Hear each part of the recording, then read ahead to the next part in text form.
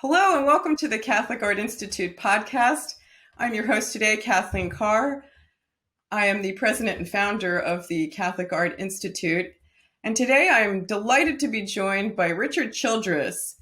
Richard is a professional choral singer and founder of several choral groups, including His Majestys Men, who perform annually at St. John Campus in Chicago. However, Richard is joining us from his adopted home of Winchester, England. Winchester is a historic city and the medieval capital of England with a most impressive cathedral and choir. And Richard has lived in Winchester for many years and performs 8 times a week as a professional choral singer for the Winchester Cathedral Choir. Richard's journey into a professional choral to become a professional choral singer is a fascinating one. And without further ado, I'd like to welcome Richard to the program. Thanks for joining me today, Richard. I'm really looking forward to hearing more about your story. Well, thanks so much for your time. And I think it would be good. I was hoping to begin by having you share a bit about your story of becoming Catholic. Well, to put that very simply, I was involved in a performance of a piece of music, an oratorio called The Dream of Gerontius. And it's an oratorio composed by Sir Edward Elgar. I think it had its premiere performance early in the 20th century. I'm not sure of the exact year. It's a very well-known work in Britain. It's not so well-known in America. It's a splendid work dealing with the Catholic faith and dying and judgment and the afterlife and heaven and hell as well. The words are by John Henry Newman, and it's a stunning work, and I was floored by it, both by the music and the words. And I knew that the words were Catholic as I'd looked into the piece before and done some research. And I kind of just knew after that. It was so exciting, and I felt something I never felt before. I thought, well, one day I am going to be Catholic. I am going to be involved in this faith, that this man had, and that this man in the oratorio had, and the faith that Elgar wrote about. And that's the story of the sort of slow conversion that I had. I started reading my way into the faith, and then various events sort of conspired. Also, my brother and his wife came into the church early in the 1990s, and I had friends in Chicago, longtime Catholic friends who'd been praying for me all these years. And finally, just over 4 years ago, I was received into the church.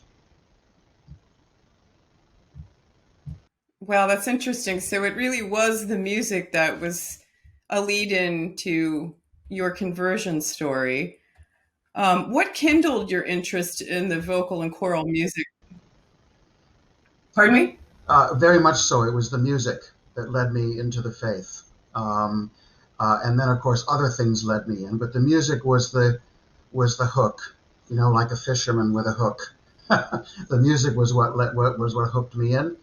As far as my interest in choral music, that sort of started quite a few years earlier than 1990 when I was at St. Olaf College, when I was an undergraduate at St. Olaf College. There's a big choral tradition there. There are many choirs. I got into the sort of lowest choir, the choir for people who really weren't that experienced as singers. But I'd also been singing in my local church choir as both a boy and a teenager at the Methodist Church in Crystal Lake, Illinois, where I grew up. Then when I went to St. Olaf, I started getting more interested in choral singing. I loved hearing it. I loved sort of writing it. I was majoring in composition at that time. I started writing a few choral pieces, and especially earlier choral music, but I was exposed to a lot of choral music at St. Olaf of all periods. I had some wonderful teachers and very inspiring conductors while I was there, and that's really where the choral music bug, I suppose, bit me, was there. And then it sort of led me to forming a choir called His Majesty's Clerks. I co-founded that choir called His Majesty's Clerks in Chicago because of my passion about choral music. And that choir later became Bella Voce, which exists now. And after that, I was, doing a lot of things like that, listening to recordings of British choirs while I was an undergraduate. I was listening to recordings by a group like the King's Singers and the Oxford and Cambridge choirs, David Monroe and his early music consort of London. The countertenor voice then became interesting to me a lot, and I kind of gelled. I thought, well, I want to make a living in choral music as an ensemble singer, and I want to be a countertenor, and I want to do that. So that kind of was planted in the back of my mind all throughout the 1980s when I was in Chicago doing gigs and leading choirs. But the choral music bug bit me in my undergraduate years at St. Olaf. Right, and I understand that they have a very strong choral tradition program at their university, so I can understand why that was your segue into this field of choral singing. So how did it come about that you ended up in Winchester? That's kind of a long story. In 1989, I had the opportunity. There's a very renowned British choral conductor who passed away a few years ago, Sir David Wilcox. And Sir David Wilcox, on two occasions, conducted my choir, His Majesty's Clerks. And I'd been talking to Sir David about, gosh, I'd just like to come over to England and spend maybe even just a year singing in one of these great cathedral choirs that sing every day. And that discipline of singing every day, which is really unique to Britain, that choral discipline. And he arranged it so I got an invitation from Wells Cathedral in Somerset. It's a very small town with a very beautiful cathedral. I got an invitation to go there and sing for a year or possibly 2 years. I think they were desperate for altos, I don't know.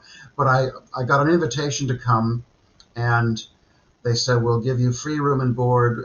You can teach at the school, and we'll pay you a small stipend. And it was enough to persuade me to come over. And during that year, I lived in a 12th century house and with a crazy dog as well. And it was a wonderful year. I learned all about Anglican choral music and how to sing the psalms and all that. So that's how I got over to England.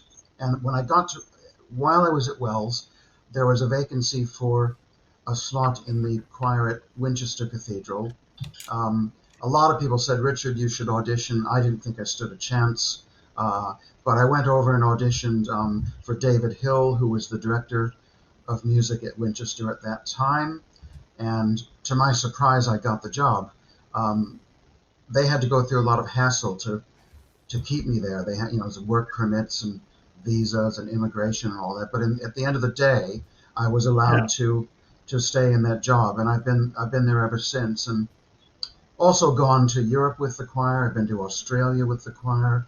Been to America 3 times with Winchester Choir, and done a lot of other gigs around Europe. And so that being in that choir sort of opened the door to a fairly busy career as a choral singer. And that's how I got over here.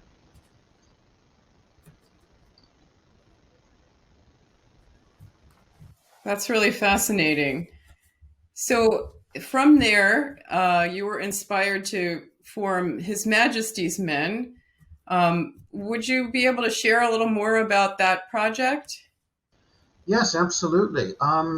In 2016, I had been leading a summer choral camp, a summer high school choral camp for the high school choir at St. John Cantius Church. They have an amazing youth choir program there. When I was leading the summer choir camp, there were 40 teenagers, all Catholics, all wonderful kids, and I had a great time doing that for 6 years. And it was really through doing those choir camps that I really, really got excited about teaching sacred music, teaching what sacred music is and why we do it and why we aspire to it, teaching that to young people.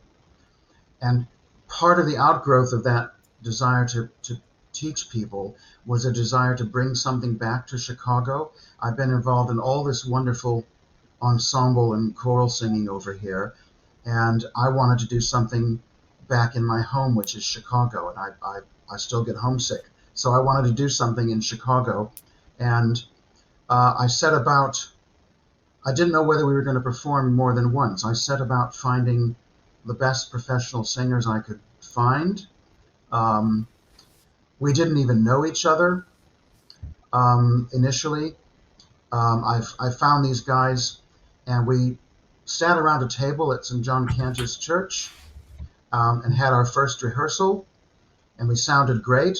So we did a performance in August of 2016, and I didn't know whether we'd continue beyond that, but there was enough interest, both from the guys and from the people who were our audience, that hey, we should continue with this. Now we didn't have a large audience initially, but it's grown steadily over the last 4 years.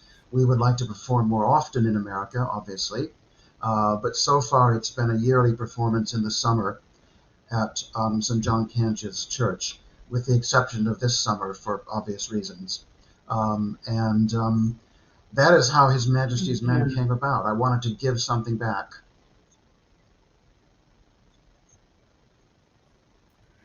Well, it's quite a gift that you've given back. I'm going to be sharing links to some of the choral performances that you've done with His Majesty's Men, and it's really breathtaking. And I'm delighted to be able to share this with our audience because it is extremely high quality, and you really have given a really special gift to the church through this work that you've done, which I think can lead us to the next thing I'd like to discuss, which is a bit of your perspective on sacred music and its role in evangelization. There are some different avenues about that. I largely because of my personal experience, there is just something about the sound of sacred music, the sound of voices. Um, Maybe everyone doesn't have this reaction, but I do, and lots of other people do, given how many people pack into our cathedral here at Christmas time. We have a total of 2,000 people come into Winchester Cathedral over 3 nights and listen to our service of lessons and carols. People love sacred choral music, not just Catholics, but a lot of other people. And I think part of the evangelization that I feel as part of what I am is I think of His Majesty's Men not only as an ensemble, but as a sort of means to reach people. And I do that in our concerts, by telling the people a little bit about what the music is that we're singing, how it came about, who the composers were, how they lived, what their jobs were, where they went. I'm always fascinated by places as well as people, composers and places where they worked, and the cultures in which they worked. And I just think that particularly the history of it, the earlier choral music, people, music by people like Victoria and Morales and Palestrina, Byrd and Tallis. The story behind that music in each of those countries is an incredibly wonderful story. And it's just simply the sound of choral music, which is, of course, rooted in Gregorian chant, which is where all of this music comes from. Gregorian chant is the ancient music of the church. It's the foundation of all music of the church. And obviously, I think it should be what churches should be looking at first and foremost. That's probably what we'll get into eventually. But the evangelization of it is, I think, just to expose people to just pure choral music. Even if it's one person singing, you can evangelize. You can evangelize that way.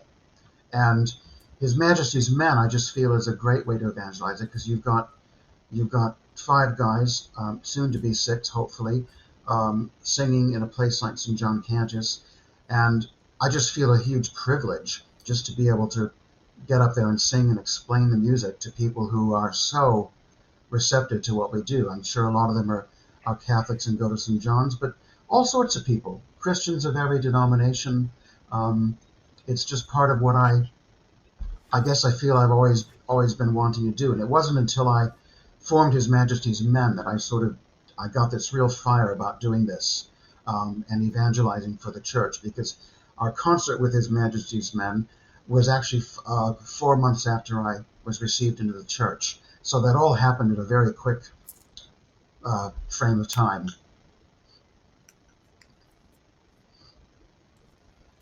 Wow, it's as if God was blessing your conversion there.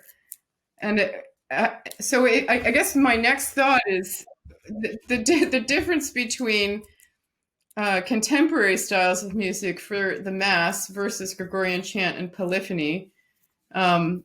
Maybe you could share a bit about that, because from my standpoint, the Gregorian chant and the polyphony music has really grown from the church and is specific to it, rather than being something that's already in the culture, which they're trying to put a veneer of something Christian on over top of it. So maybe you could share a bit about your thoughts on that.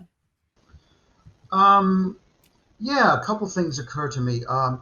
Gregorian chant and polyphony uh, comes from a time when the church had a lot more sway, and those singers and those musicians were taught within the bosom of the church. They had choir schools and foundations and monastic foundations and cathedrals and all of that, to educate the musicians. Boys, when they were young singers, learned how to sing Gregorian chant. For example, in Spain, Gregorian chant was sung mainly by boys, and adults sang polyphony, and the boys were learning how to sing polyphony. So that music is very much rooted in the earlier years of the church.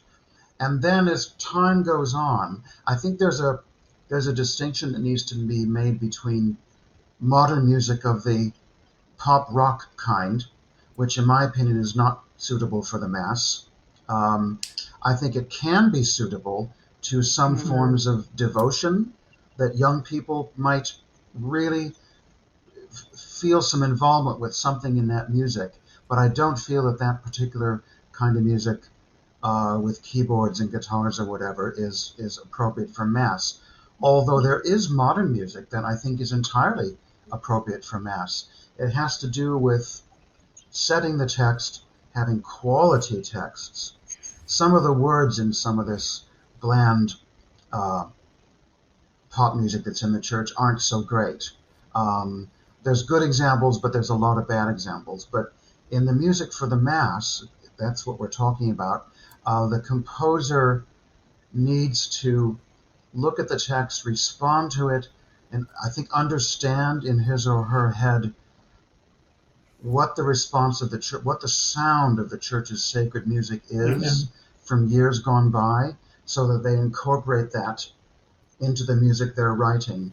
An example would be Mark Nowakowski. He wrote a work for us last summer called Usque Cor Domine, and it's a very modern piece of music, but the words and the inspiration were all sacred and right in line with what the church is and what the church teaches about sacred music. And there are other composers who do this too. There's a number of them out there now.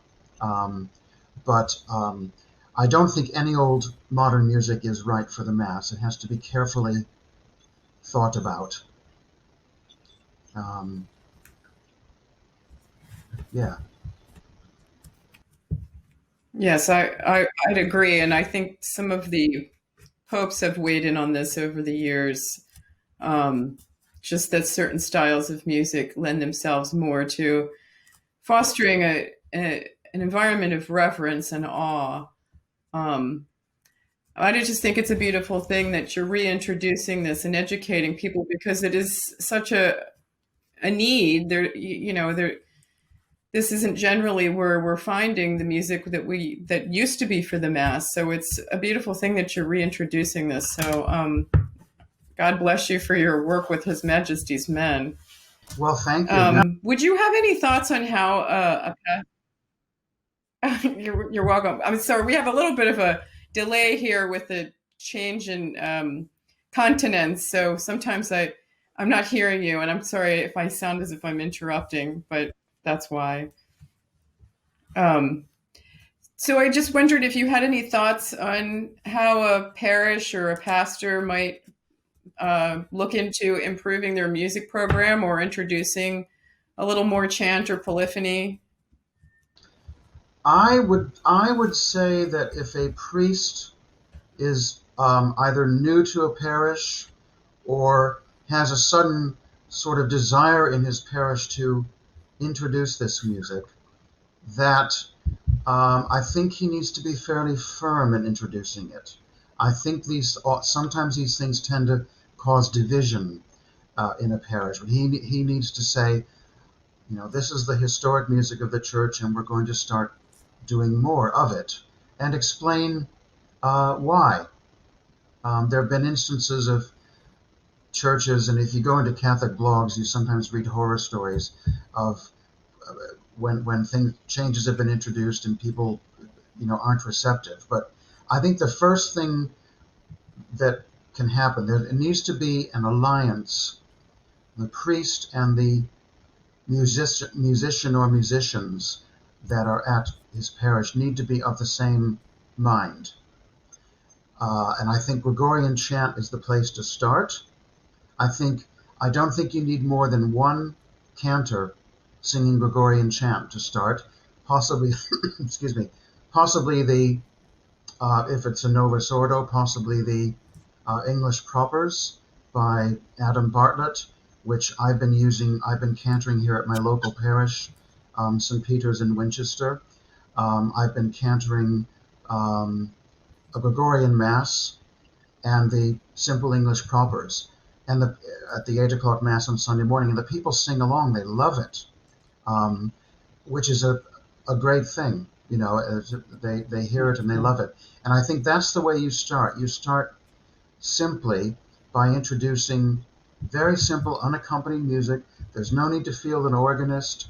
There's no need to field guitars or keyboards or anything like that.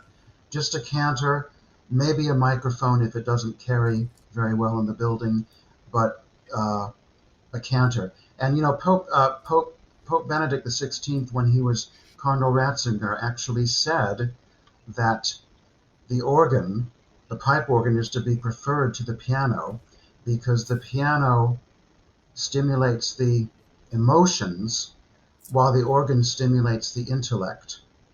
And I think that's a very profound statement, because the piano is a wonderful instrument and it does stimulate the emotions, but the emotions are not necessarily what we need during the Mass. The Mass is different. I just thought I'd throw that in. It was something I remembered from before. But a very simple start with one cantor, Gregorian chant, the priest and the musicians or musician being of one mind, and there has to be some unity there. And ideally, there shouldn't be all different kinds of music for all different kinds of masses. I see that too. There's a Gregorian Mass at this time on a Sunday, and then there's the guitar group at this time on a Sunday, and I think that whole approach is like a sort of stir fry that doesn't make any sense or something. I think it's like if you're going to look at a music program and do it properly, you sort of look at the whole thing. What music is appropriate, and how can I start it, and how can I find musicians who want to do this, who are on the same page. So it's priest and musician together. They make it happen. Yeah.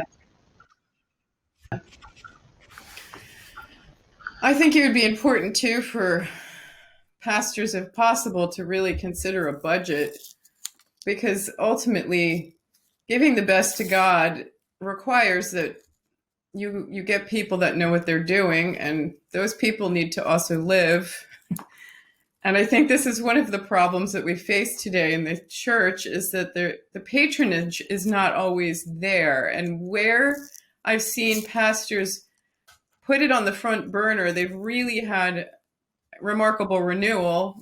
St. John Cantius is one of the biggest examples of that. So I don't know if you have any thoughts on that, but it's, those of us that are trying to do these beautiful traditional arts and give our gifts to others, there are challenges with trying to keep a roof over our heads.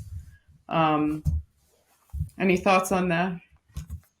Oh, I have plenty of thoughts on that one. Um, yeah, absolutely.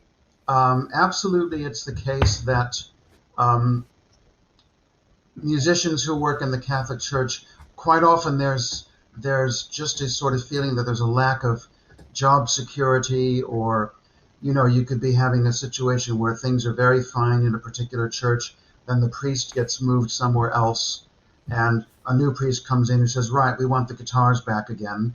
Um, Bye and thank you very much. You know, that's a kind of occupational hazard in the Catholic Church. Mm. Um, and also the idea that I hear it over. I'm not going to name any local churches, but I hear it over and over again everywhere I go in the church. Um, we have no money to do it. There's just no money. And I think if they looked very carefully, they could find money to pay uh, one cantor, who's cantering on Sunday.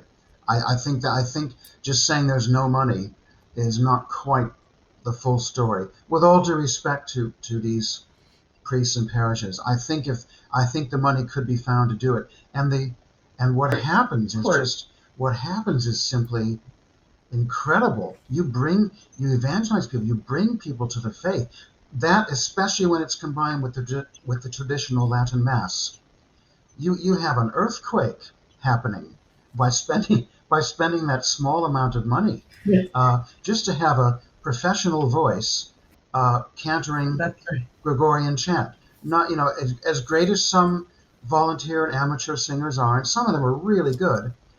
You can't go wrong if you have a professional. Ideally, a professional whose beliefs are Catholic, or at least in tune with the Church, but a professional. And uh, you can create an earthquake by spending, I don't know what the rate is in the States, by spending, $80 to $100 on a Sunday to have a cantor come in. That's just one singer, you know. Um, and if you've got more, then you Right. bring in. But when you bring in professionals, the level of beauty goes up a thousandfold. And I was having a conversation with a parish not too far from here, saying, if we could just have a quartet in every other Sunday, a professional SATB quartet to sing Victoria or Palestrina or Bird or Tallis, um, it would create an earthquake. And the priest in charge did say, he said, well, I know it would absolutely be apparent immediately. But he has said, but we've got no money, you know.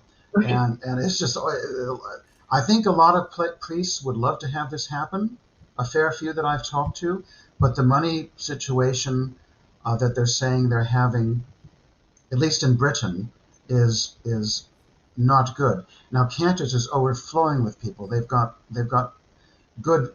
They're on good financial footing, as far as I'm aware. It wasn't always that way.